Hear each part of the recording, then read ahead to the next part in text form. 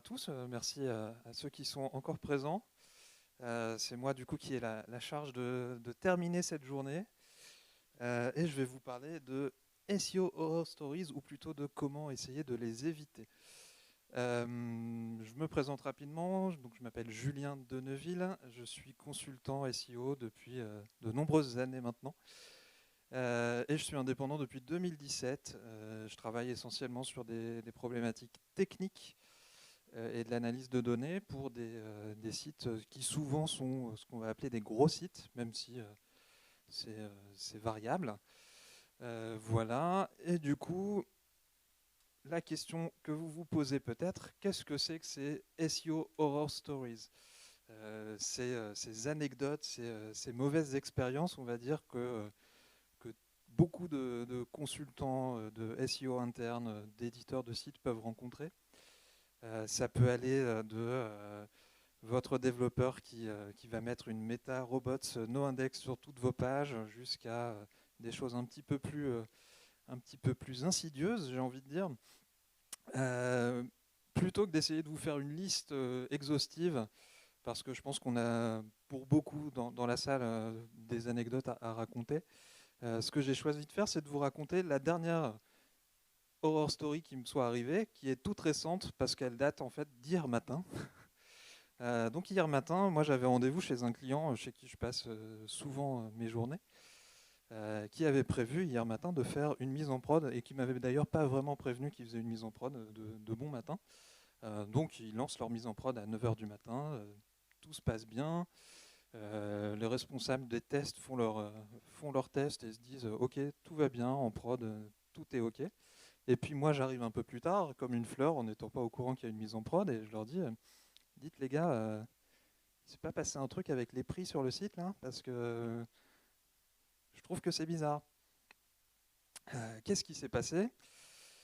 En fait, moi j'ai reçu un petit mail d'un de mes outils perso qui surveille les titres des pages sur ce site-là et qui m'a dit attention, sur tous tes fiches produits, le prix qui est dans le titre de la page, il a changé. Va voir ce qui se passe. On a investigué, il se trouve qu'en fait il y a une régression qui s'est produite et l'algorithme de calcul des prix est revenu en arrière par rapport à une version qui était utilisée des mois auparavant. Donc le problème a pu être réglé relativement rapidement. En quelques quarts d'heure, j'ai envie de dire, on a pu publier un patch et faire en sorte que le prix soit remis à jour en production. Maintenant que vous vous dites tout ça, bon, nous on était contents, on avait résolu le problème, même si pendant une bonne heure, le site ne fonctionnait pas exactement comme il aurait dû. Maintenant que vous vous dites tout ça, peut-être qu'on peut se dire que finalement les outils de monitoring comme celui-là, c'est vachement intéressant. On devrait en mettre un petit peu partout. Je ne vais pas vous dire non. Ce que je vais essayer de vous expliquer, c'est d'abord pourquoi c'est intéressant pour rentrer un peu plus dans les détails. Et puis ensuite, on pourra également parler de comment on peut mettre en place du monitoring sur nos sites. Alors d'abord, pourquoi monitorer? Pourquoi surveiller ce qui se passe sur nos sites? La première raison, d'abord, c'est de savoir qu'est-ce qui se passe finalement. Sans forcément rentrer dans les détails et être au courant de A à Z de toutes les petites choses qui peuvent se passer. En tout cas, être serein sur le fait de se dire que mon site est en bonne santé, que tout va bien ou à peu près bien, en tout cas que toutes les problématiques que moi je suis au courant d'avoir sont traitées. Le deuxième point, c'est également d'éviter le mode pompier, ou en tout cas de faire en sorte que ça arrive le moins souvent possible. Ce que j'entends par mode pompier, c'est quand on arrive, un peu comme ce que j'ai fait hier matin d'ailleurs, en mettant les pieds dans le plat, en disant attention, vous avez tout cassé, ou il y a un gros problème à tel ou tel endroit. Hier matin, c'était cool parce qu'on a répondu assez vite à la problématique. Il y a des fois où on met un peu plus de temps à trouver ce genre de bug-là. Je vous avoue qu'une baisse de 15% sur les prix d'un site, si on la laisse passer un petit peu trop longtemps, ça peut faire un petit peu mal sur le chiffre d'affaires. Autre point qui est vachement intéressant quand, comme moi, on est consultant et que du coup le temps est compté, c'est justement d'en gagner du temps et d'éviter de passer beaucoup de temps sur des tâches de recettes, de tests, de vérification de ce qui peut se passer sur les sites. Si je peux automatiser tout ça ou bien m'appuyer sur des outils qui vont le faire à ma place, je vais pouvoir consacrer mon temps à des tâches qui vont apporter vraiment de la valeur ajoutée à mes clients et être serein dans le fait que je passe du temps justement sur de la valeur ajoutée et pas sur des détails à régler. Comment je vais pouvoir essayer de mettre tout ça en place? Déjà avec des outils qui existent sur le marché, auxquels vous pensez peut-être pas tous, mais qui peuvent vous être très utiles. On va commencer par des choses assez simples. Je ne sais pas s'il y en a parmi vous qui utilisent les alertes Google Analytics. Levez la main. Ah, on est 3,5, c'est ça? C'est pas beaucoup. Alors Google Analytics, effectivement, on peut se poser la question d'est-ce qu'on a encore le droit de l'utiliser ou pas. Ça, c'est la conférencière précédente, je crois, qui a en partie répondu à la question. En tout cas, si on considère qu'on peut toujours l'utiliser, eh ben, il y a une fonctionnalité qui est complètement gratuite et intégrée à l'outil qui vous permet de configurer des alertes pour surveiller tel ou tel indicateur et recevoir une alerte par email s'il y a une variation que vous aurez spécifiée. C'est bien, c'est pas toujours très rapide, on va dire, en termes de temps de réaction. Attendez-vous plutôt à attendre parfois 1 ou 2 jours avant de recevoir cette alerte en question. Mais en tout cas, c'est déjà mieux que rien. C'est gratuit, même si on peut se poser la question, encore une fois, côté RGPD, de est-ce qu'on a le droit ou pas d'utiliser Analytics. En tout cas, c'est un outil qui est disponible sur une grosse partie, je pense, des sites sur lesquels on est tous amenés à travailler. Donc autant essayer de l'utiliser. Et puis, si on n'utilise pas Analytics, il y a quand même d'autres outils. Même chez Google, on peut se servir des alertes Google, par exemple. Un petit exemple que j'aime bien montrer ici, dans les alertes Google, vous pouvez suivre effectivement des requêtes type, je sais pas, moi j'aime bien par exemple mettre une alerte Google sur mon nom pour voir s'il y a de l'actualité. C'est comme ça qu'un jour j'ai appris que j'étais mort. Bon, finalement, c'était pas moi, c'était un homonyme. Mais bref, ça fait un peu bizarre. Ici, l'idée, c'est de regarder si sur une requête site de points, le nom de domaine de mon client, le sous-domaine de pré-prod est indexé. Et puis si c'est le cas, envoie-moi une petite alerte. Pour le coup, les alertes Google, c'est très très réactif. C'est-à-dire que dès qu'il y a un contenu qui va être indexé sur cette requête-là, je vais recevoir un indicateur. Là encore, c'est un outil qui est gratuit, qui est disponible pour tout le monde, donc n'hésitez pas à vous en servir. Et puis, on peut aller un petit peu plus loin dans le même genre d'idée. On a des outils comme Uptime Robot qui vont surveiller la disponibilité des sites. Est-ce que votre site est tombé pendant la nuit? Est-ce que peut-être qu'il y a un problème de maintenance ou ce genre de choses-là? Là encore, vous allez avoir une petite sonde qui de temps en temps va aller regarder si votre site est bien disponible et vous envoyer une alerte si jamais il y a un problème. Un autre outil que j'aime bien, même si aujourd'hui il y a des outils un petit peu plus récents et modernes, on va dire, qui font la même chose, ça c'est un vieil outil. Moi je me rappelle, je ne sais pas si Sébastien est dans la salle, je ne l'ai pas vu. En tout cas, c'est un outil que j'ai découvert il y a une dizaine d'années maintenant, quand je travaillais dans l'agence Resoneo à l'époque. C'est un outil qui va surveiller le robots.txt de votre site. Ce qui est très intéressant avec cet outil-là, c'est que au-delà du fait d'aller régulièrement vérifier la présence de ce fichier-là, il va également vous dire s'il y a des modifications et vous dire exactement d'ailleurs quelles sont les lignes qui ont été ajoutées ou supprimées du robots.txt. Donc c'est super intéressant parce que si jamais il y a des modifications qui n'étaient pas prévues, vous allez tout de suite être alerté. Dans le même genre d'idée, encore une fois, sur des outils qu'on a l'habitude d'utiliser dans le monde du SEO et auxquels on ne pense pas toujours à fouiller toutes les fonctionnalités. SEO Observer, je ne sais pas s'il y a beaucoup de gens qui utilisent SEO Observer ici. Un peu plus que pour les alertes analytics, ça fait plaisir. Du coup, SEO Observer, qui est un outil qui notamment va agréger des données issues de différentes sources et puis également de ses propres bases de données. Ils proposent également une fonctionnalité qu'ils appellent la watchlist, qui va vous alerter sur les nouveaux liens externes que votre site peut recevoir. Attention, parce que si vous êtes un site avec une forte notoriété, vous risquez d'avoir beaucoup d'alertes. Donc peut-être qu'il faut désactiver l'envoi d'email dans ces cas-là. Mais par contre, si vous êtes peut-être sur un lancement ou ce genre de choses-là, ça peut être super intéressant de savoir que vos liens que vous avez achetés sur Next Level ou Links Garden, pour citer les sponsors d'aujourd'hui, ont bien été indexés ou trouvés par Majestic, par exemple. Pardon, c'était netlinking.fr, je suis désolé. Oh là là, je vais rougir. Bref, pour passer à des sujets que je maîtrise un petit peu plus que l'achat de liens, on va parler maintenant de crawl avec un outil que vous connaissez sans doute qui s'appelle OnCrawl ici. L'idée est assez simple, c'est que ça c'est quelque chose que je constate chez beaucoup de clients avec lesquels je travaille, qui ont un abonnement sur OnCrawl depuis parfois des années.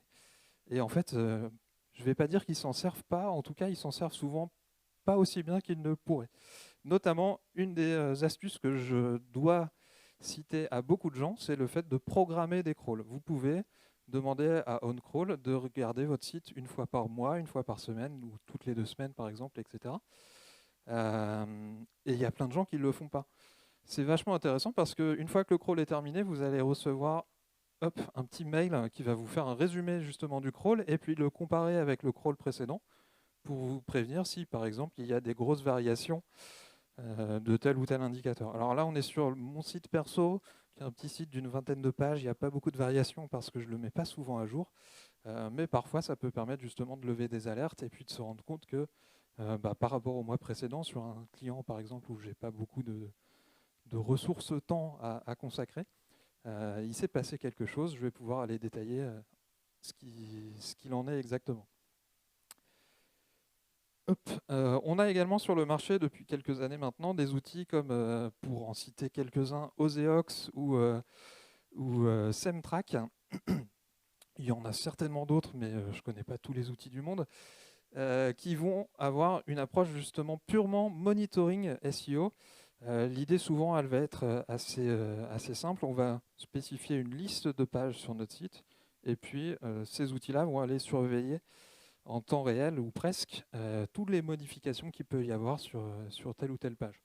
C'est intéressant, ça ne s'adresse pas forcément à tout le monde et à tous les environnements, mais en tout cas, là encore, l'idée c'est de savoir, ou en tout cas d'être serein sur le fait que tout va bien sur votre site, et puis s'il y a des changements, on va pouvoir encore une fois aller détailler ce qui s'est passé. Maintenant, comme je l'ai dit, tous ces outils-là ne sont pas toujours suffisants par rapport aux besoins de certains contextes, de certains clients. Et on va du coup pouvoir essayer de faire des outils sur mesure. C'est là où on va rentrer dans le vif du sujet, sur la notion de test automatique, de test unitaire. Je ne sais pas si ça parle à certains d'entre vous. C'est une notion qui est très inspirée de ce que font les développeurs, ou en tout cas de ce que sont censés faire, on va dire, les développeurs. L'idée, c'est que dès qu'on trouve un bug sur un site, on va créer un test pour vérifier qu'on a bien résolu le bug et qu'il ne se reproduit pas. On va parler aussi également de tests de non-régression, par exemple. C'est ce qui s'est passé mal hier matin chez mon client. On a fait des tests de non-régression, on n'a pas vu qu'il y avait une régression. Je vous avoue que si j'étais responsable des tests, je me poserais des questions sur la fiabilité des tests en question. Mais bref.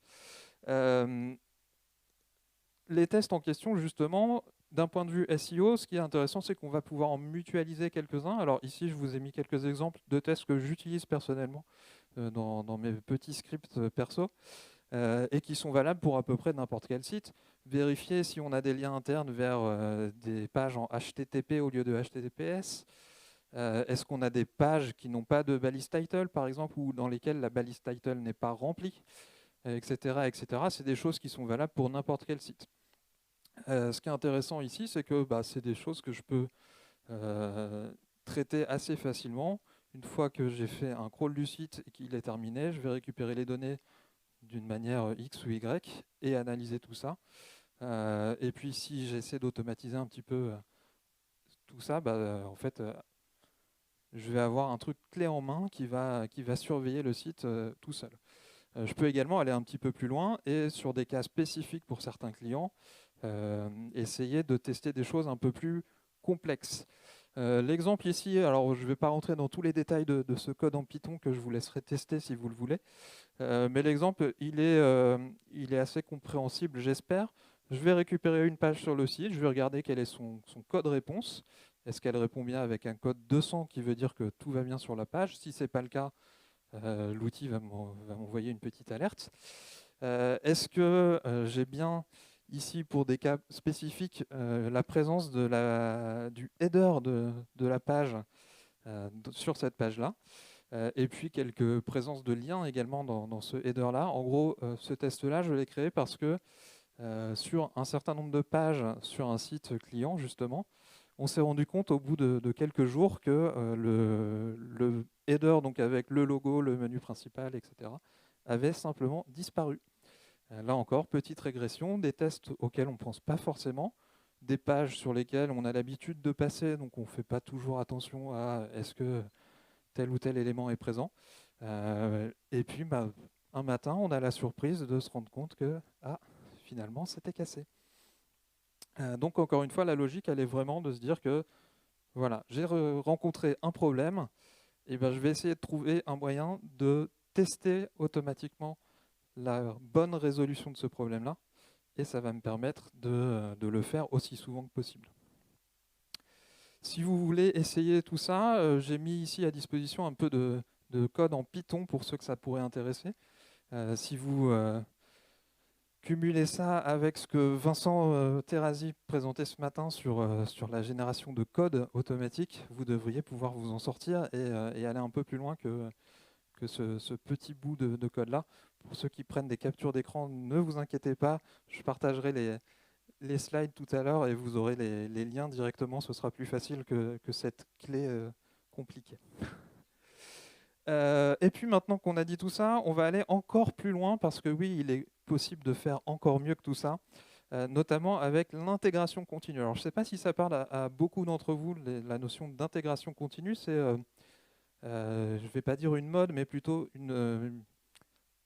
un mode de fonctionnement en termes de gestion technique des sites internet qui nous permet de mettre à jour les sites d'un point de vue technique de manière quasiment illimitée et presque continue, entre guillemets, ou en tout cas de faire en sorte que à chaque fois qu'on va faire une modification de code, on va être capable de la mettre en production tout de suite sans prendre forcément beaucoup de risques et du coup de ne pas attendre, comme on a pu le connaître il y a quelques années, des grandes messes de mise en production annuelle qui peuvent être très très frustrantes pour les consultants SEO par exemple, parce qu'il faut attendre 6 mois pour que nos recommandations soient mises en place, etc. etc.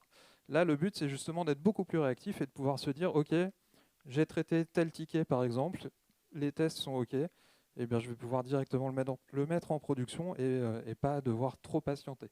L'avantage de l'intégration continue pour tout ça, c'est également qu'on va, je ne sais pas si le pointeur fonctionne, voilà, on va pouvoir lancer des tests automatiquement, donc des tests sur un certain nombre de sujets, à la fois sur les visuels, la partie fonctionnelle, on va dire, des sites, mais également si on intègre ces tests-là dans des tests SEO. C'est l'avantage justement d'avoir les petits bouts de code que je vous ai montré tout à l'heure, c'est que c'est assez facile à intégrer à une stack d'intégration continue et du coup d'intégrer vos fameux tests SEO directement là-dedans. Ce qui est encore plus intéressant, c'est que si un test parmi notre échantillon échoue, en fait, ça va bloquer la mise en production du site. C'est-à-dire que plutôt que d'avoir un consultant SEO qui vient frapper à la porte des devs un quart d'heure après la mise en prod pour leur dire les gars, il s'est passé un truc avec nos balises title, les prix sont pas bons. Là, en fait, les gars seront au courant avant même que cette nouvelle version ait été publiée sur le site parce que le test aura échoué et du coup, le nouveau site ne sera pas mis en ligne. Alors, et je vous rassure tout de suite, le nouveau site n'est pas mis en ligne, ça veut dire que l'ancien site est toujours en place. Ce qui est vachement intéressant avec ça, c'est que l'objectif, c'est de ne pas avoir la moindre régression. Alors, c'est un grand objectif, évidemment. Il y a toujours des choses auxquelles on n'aura pas forcément pensé. Mais ça permet encore une fois, travailler de manière un peu plus sereine et de pouvoir se concentrer sur d'autres choses que simplement aller vérifier tous les matins si le site est encore entier. Hop. Je vais quand même finir par vous donner quelques trucs et astuces si vous souhaitez, et j'espère que vous souhaiterez mettre en place ce genre de logique-là. déjà sur le fait de bien choisir les choses qu'il va falloir surveiller. Quels critères je veux surveiller, sur quels échantillons de pages, je vais y revenir, avec quel outil et à quelle fréquence, à quelle temporalité. Typiquement, si je fais des tests sur un site en production, est-ce que je dois faire ces tests-là tous les jours, toutes les semaines, tous les mois, etc. Ou peut-être même plusieurs fois par heure, ça peut arriver selon certains cas. À l'inverse, si je veux faire des tests dans mon processus d'intégration continue, je ne vais peut-être pas pouvoir tout tester. Il va falloir que je choisisse les bons tests et la bonne manière de les faire. J'ai parlé également d'échantillons de pages. Si vous travaillez sur des sites de taille plus ou moins importante, il est évident que vous n'allez pas pouvoir crawler parfois quelques millions de pages et attendre que votre crawl soit terminé avant de pouvoir valider une mise en production. Vos développeurs ils vont râler un petit peu parce que, encore une fois, la logique d'intégration continue, c'est d'être très réactif, de pouvoir faire plusieurs mises en production par jour, par exemple. Si je dois attendre plusieurs jours pour que mon crawl soit fini, c'est pas compatible. Donc, bien choisir les échantillons de pages et bien se dire que ce n'est pas forcément toujours important d'avoir l'intégralité du site sous surveillance à partir du moment où mon échantillon il est représentatif. Donc, ce que personnellement j'aime bien faire, c'est surveiller les pages stratégiques, par exemple mon top 10% de trafic, un échantillon de pages représentatif également des différents templates, des différents cas spécifiques qu'il peut y avoir dans certains cas, et puis surtout un échantillon qui soit suffisamment rapide à traiter pour qu'encore une fois, ça ne soit pas bloquant pour le reste du processus de mise en production. Certes, le SEO, c'est important, mais c'est qu'une brique parmi d'autres dans la vie d'un site internet. Adapter également le canal d'alerte. J'ai beaucoup parlé d'alerte par mail, mais d'expérience, ce n'est pas toujours le bon moyen de dire qu'il s'est passé quelque chose. Ici, l'exemple il est assez simple. J'envoyais justement chez ce client-là des alertes par mail, et puis un jour, je discute autour de la machine à café avec une des personnes qui était censée recevoir ce mail-là et qui me dit bah ouais, c'est cool, tu nous envoies des alertes par mail, mais en fait, dans la boîte, personne ne regarde les mails. Envoie-nous des alertes sur Slack, et là, on verra tes alertes. Donc, j'ai développé une fonctionnalité pour envoyer les alertes sur Slack. C'est très facile. Et puis surtout, c'est censé être utile. Donc, ici, c'est sur Slack. Peut-être que dans une autre boîte, ce sera par SMS ou je ne sais pas quoi. En tout cas, choisissez bien le bon canal d'alerte. Si votre outil surveille et détecte des choses, mais que personne ne voit les alertes, votre outil ne sert à rien. Évitez également la surabondance d'informations. Alors ça, c'est un classique également. On reçoit tous les jours une alerte parce que le même problème est présent et personne ne l'a résolu. Et puis au bout d'un moment, en fait, vu qu'on reçoit toujours le même mail, on n'y fait plus trop attention. Et puis un jour, peut-être que le mail est un petit peu différent d'habitude, mais vu qu'on n'y a pas fait attention, on est passé à côté de quelque chose d'important. Donc bien faire attention à la fréquence d'alerte, à pourquoi je vais alerter, est-ce que ce n'est pas déjà quelque chose qui est connu, etc. etc. C'est un peu du test and learn malheureusement, parce que selon les cas, ça peut être assez différent, mais il faut faire attention à ça. Ne pas crier au loup, parce que, encore une fois, si on travaille sur des gros volumes de pages, ou sur des petits d'ailleurs, et qu'on nous envoie des alertes rouges pour des choses qui ne sont pas forcément importantes ou qui n'impactent qu'un échantillon très très réduit de notre site, on va finir par se lasser un petit peu. Un exemple que peut-être que certains d'entre vous ont déjà expérimenté, c'est le fait que on a par exemple Google Search Console. Alors je ne sais pas si c'est le cas pour Google Webmaster Tools, Bing Webmaster Tools, pardon. Mais en tout cas, Google Search Console nous envoie souvent des alertes qui certes sont intéressantes, mais qui parfois ne concernent qu'une ou deux pages. Ce n'est pas toujours la priorité, en tout cas sur les sites sur lesquels je bosse. Prendre en compte également le fait que parfois c'est normal que des tests échouent. Typiquement, s'il y a eu des modifications sur le site, peut-être que ça explique que votre test ait échoué. Donc bien valider le fait que le résultat du test est normal ou pas. Et puis éventuellement, je vais y revenir, mais mettre à jour le test pour l'adapter au nouveau contexte. Un autre point peut être assez tricky, j'ai envie de dire, assez compliqué à gérer, c'est le fait de s'assurer que notre outil de monitoring il fonctionne. Alors, est-ce qu'il faut mettre un outil de monitoring pour surveiller l'outil de monitoring? Je vous laisserai y réfléchir. Quelques astuces, en tout cas de mon côté, c'est le fait de se dire que on va créer des palliatifs finalement à une éventuelle panne à tel ou tel endroit de notre outil. Par exemple, ce que j'aime bien faire, c'est conserver un historique des tests qui auront été faits en local dans l'outil ou sur le serveur qui héberge l'outil. Envoyer également, si c'est possible, des rapports réguliers sur le nombre de tests qui ont été réussis ou pas, etc. S'entraîner à réagir et à regarder les résultats des tests. Et puis surtout, ça peut permettre également de sensibiliser les gens avec lesquels vous bossez à la manière de réagir à telle ou telle alerte si vous n'êtes pas là pour les guider. Ça, c'est quelque chose que j'expérimente souvent chez des clients, c'est que quand il y a des alertes et que je suis là pour les regarder et pour dire attention, il y a un problème, il faut faire ça, c'est cool. Par contre, si j'ai pas pris le temps d'expliquer aux gens qu'il y a un outil qui surveille tel ou tel élément et qu'il peut envoyer une alerte, et que si cette alerte dit telle chose, ça veut dire qu'il va falloir régler tel problème, la faute, elle est de mon côté, mais en tout cas, personne ne va pouvoir réagir. Donc, prévoir un plan de reprise d'activité ou ce genre de choses-là, ça peut être très très important également. Planifier de la maintenance, c'est bien de mettre en place du monitoring. Comme je l'ai dit tout à l'heure, parfois le monitoring il peut avoir évolué, notamment parce que la vie d'un site fait que tel ou tel élément, telle ou telle balise va changer de nom, etc. Donc vous aurez peut-être à modifier les tests en conséquence. Et puis si vous avez prévu du temps pour modifier des tests et que finalement les tests sont toujours à jour, profitez-en pour ajouter de nouveaux tests. On n'a jamais fini de couvrir l'intégralité des tests possibles sur un site. Moi, ce que j'aime bien faire également par rapport au premier point sur cette slide-là, c'est me mettre régulièrement des rappels dans mon agenda pour me dire va voir si tout va bien dans tous tes outils d'automatisation. Est-ce que effectivement ils ont bien fait leur boulot? J'essaie de ne pas faire entièrement confiance à la machine. Ça veut dire d'une part que je vais parfois quand même faire des tests automatiques. Évidemment, je ne vais pas faire ça très très souvent parce que le but c'est de gagner du temps et d'en faire le moins possible. Je parle des tests automatiques, hein, pas du reste.